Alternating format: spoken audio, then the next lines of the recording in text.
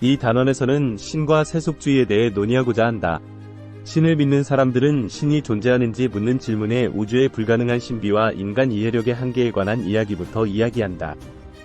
이들은 과학은 빅뱅을 설명할 수 없다 라고 운을 뗀 뒤 그래서 신이 있을 수밖에 없다 라고 주장한다. 알 수 없는 우주의 비밀에 신의 이름을 갖다 붙이고 신성한 책으로 연결고리를 만들었다. 그리고 그것은 우리의 선조가 사회규범과 정치구조를 정당화하려고 발명한 이야기일 뿐이다. 성경에 나오는 10계명 중 세 번째 계명은 인간에게 신의 이름을 망령되이 일컫지 말라고 지시한다. 아마도 10계명의 깊은 의미는 우리의 정치적 이익이나 경제적 야심, 개인적 증오를 정당화하기 위해 신의 이름을 사용하지 말라는 뜻일 것이다. 예를 들어 누군가를 미워할 때 신이 그를 미워한다 라고 말하고 땅이 탐날 때 신이 그것을 바라신다 라고 하는 것이다.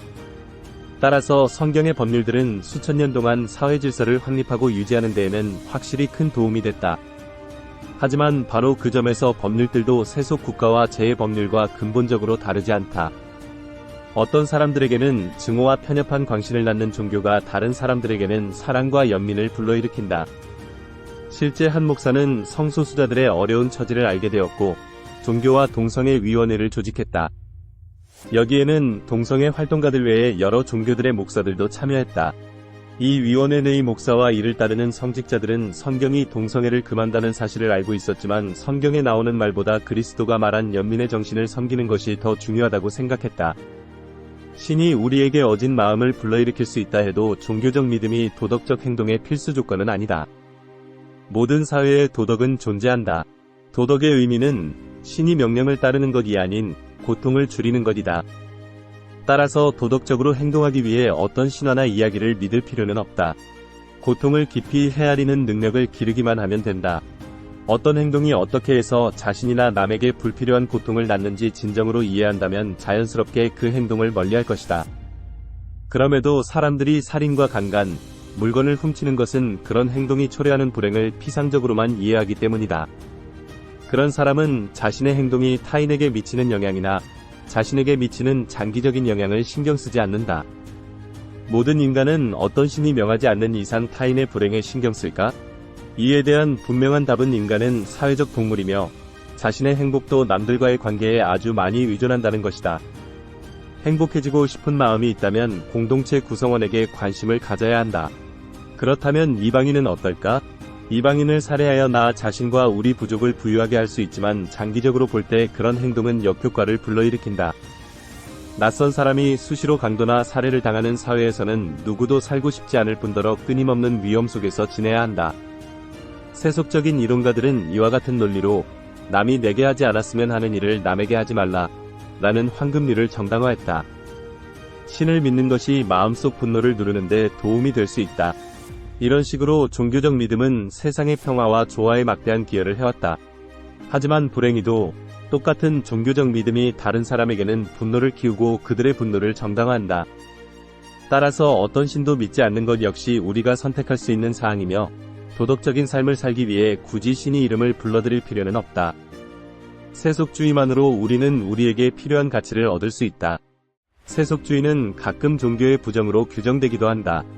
하지만 스스로 세속주의자라고 하는 사람들은 세속주의를 이런저런 종교에 반대하는 입장이 아닌 나름의 일관된 가치 기준으로 규정되는 대단히 긍정적이며 적극적인 세계관으로 본다. 일부 종교 분파들이 모든 지혜와 좋은 것들은 자신들이 독점하고 있다고 주장하는 것과는 달리 세속주의자들은 그런 독점권을 주장하지 않는다. 그들은 인간의 도덕과 지혜가 모든 인간의 자연적인 유산이라고 생각한다. 세속주의자들은 여러가지가 뒤섞인 정체성에 익숙하다. 예를 들어 자신을 무슬림이라 부르고 알라에게 기도를 드리는 것처럼 세속적인 윤리규범을 지키는 한 세속적인 사회의 좋은 성원 또한 될 수 있다. 이때 중시되는 것은 진실과 연민, 평등, 자유, 용기, 책임의 가치인데 이는 근대과학과 민주제도의 기초이기도 하다. 모든 윤리규범이 그렇듯이 세속적인 규범도 사회 현실이라기보다 열망하는 이상이다. 그렇다면 세속주의의 이상이란 무엇인가? 가장 중요한 세속주의의 가치는 진실이다. 단지 믿음이 아닌 관찰과 증거를 기반으로 한 진실을 말한다. 세속주의자들은 이 진실과 믿음을 혼동하지 않으려 노력한다. 더욱이 세속주의자들은 어떤 집단이나 개인, 책을 두고 오직 그것만이 진실의 유일한 후견인인 것처럼 신성시하지 않는다. 세속주의자들은 진실이 스스로 모습을 드러내는 한 어디에서 나온 것이든 신성히 여긴다. 세속주의자들이 중시하는 또 다른 가치는 연민이다. 세속주의 도덕률은 이런저런 신의 명령에 복종하는 것이 아니라 고통을 깊이 헤아리는 데서 나온다. 세속주의자가 살인을 금하는 것은 살인이 지각 있는 존재에게 막대한 고통을 끼치기 때문이다. 신이 그렇게 말씀하신다. 는 이유만으로 살인을 피하는 사람은 더 심각한 곤란과 위험을 야기할 소지가 있고, 그러한 사람은 연민보다는 복종심에 따라 행동한다. 물론 절대적인 신의 계명이 없는 상황에서 세속적인 윤리는 어려운 딜레마에 봉착할 때가 많다. 똑같은 행동이 누군가에게 해가 되고 누군가에겐 득이 될 때는 어떨까? 세속주의자들은 이러한 상황에서 신이 뭐라고 명령하는가? 라고 묻는 대신 관련된 당사자들의 느낌을 신중히 저울질하고 폭넓게 관찰하고 가능성들을 검토해서 피해를 최소화할 타협책을 찾는다. 예를 들어 성적 취향에 대한 태도를 들 수 있다. 강간은 명백히 비도덕적이다.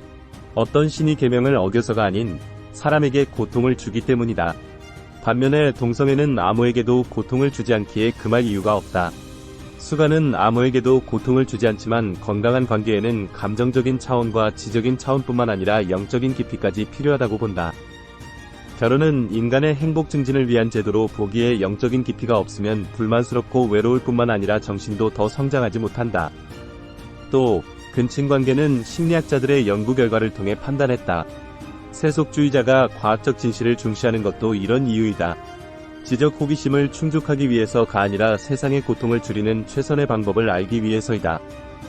다음으로 세속주의의 진실과 연민에 헌신하는 태도는 평등을 향한 헌신으로 귀결된다. 고통은 누가 경험하더라도 고통이며 지식은 누가 발견하더라도 지식이다. 세속주의자들은 고유함과 우월함을 혼동하지 않는다. 따라서 세속주의자는 자기 민족과 국가를 향한 특별한 의무를 인정하면서도 그 의무가 배타적이라고는 생각하지 않으며 동시에 인류 전체를 향한 의무도 인정한다. 또 우리는 생각하고 조사하고 실험할 자유 없이는 진리는 물론이고 고통에서 벗어날 길도 찾을 수 없다. 따라서 세속주의자는 자유를 중시한다. 인간은 언제라도 의심하고 다시 검증하고 다른 의견을 듣고 다른 길을 시도해볼 자유가 있어야 한다. 또한 편견과 억압적인 체제에 맞서 싸우려면 큰 용기가 필요하다. 하지만 무지를 인정하고 미지의 세계를 모험하는 데는 훨씬 큰 용기가 필요하다. 세속적인 교육은 우리에게 무엇이든 모르는 것이 있으면 우리의 무지를 인정하고 새로운 증거를 찾는 것을 두려워하지 말라고 가르친다. 심지어 우리가 무엇을 안다고 해도 우리의 의견을 의심하고 다시 검증하기를 겁내지 말아야 한다.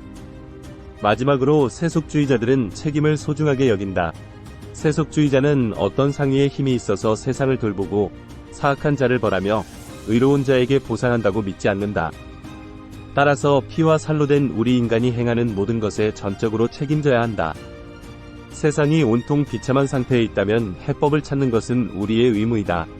책임의 결과로 얻은 성취는 인간 자신의 지식과 동정심을 개발한 결과이지 신적인 보호자의 공으로 돌릴 필요가 없다. 이들 가치 중에서 세속주의에만 국한된 것은 아무것도 없다. 여러 종교들도 마찬가지로 이와 같은 가치들을 중시한다.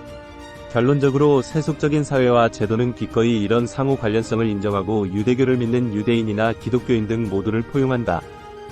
세속주의 교육은 아이들에게 신을 믿지 말라거나 종교의식에 참가하지 말라고 가르치는 금지 교육의 주입이 아니다.